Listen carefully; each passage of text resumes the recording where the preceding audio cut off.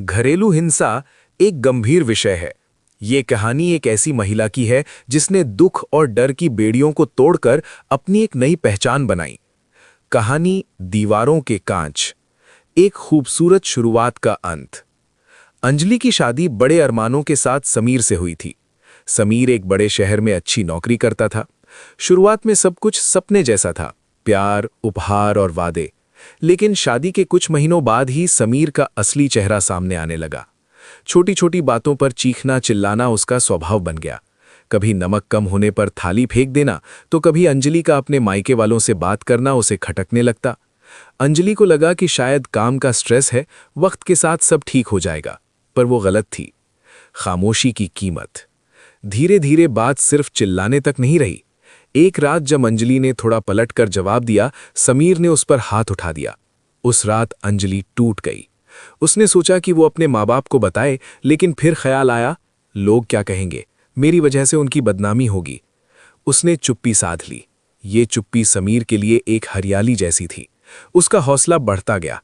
अंजलि ने अपने निशान छुपाने के लिए लंबे आस्तीन के कपड़े पहनना शुरू कर दिया और दोस्तों से मिलना बंद कर दिया।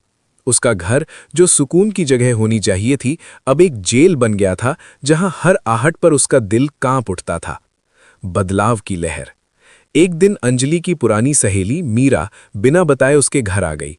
अंजलि ने कोशिश की कि वो चेहरे की सूजन छुपा ले, लेकिन मीरा ने उसकी आंखों में छुपा दर्द पढ़ लिया। मीरा ने अंजलि का हाथ पकड़ा और कहा, अंजलि, कब तक? ये प्यार नहीं, बीमारी है, और तुम्हारी खामोशी इसे बढ़ावा दे रही है।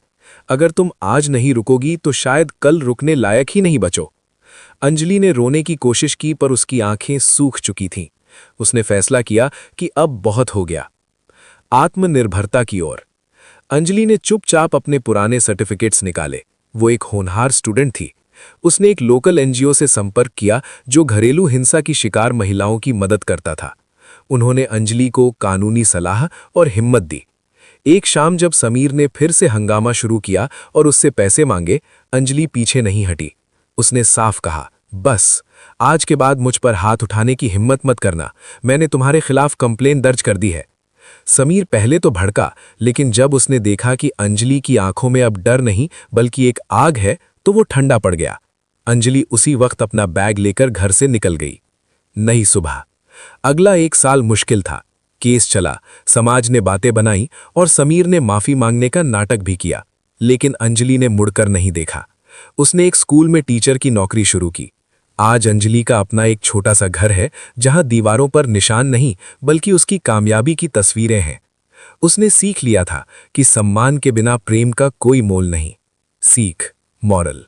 घरेलू हिंसा को सहना उसे बढ़ावा देने के बराबर है। हिम्मत और आत्मनिर्भरता ही वो हथियार हैं जो इस डर को खत्म कर सकते हैं।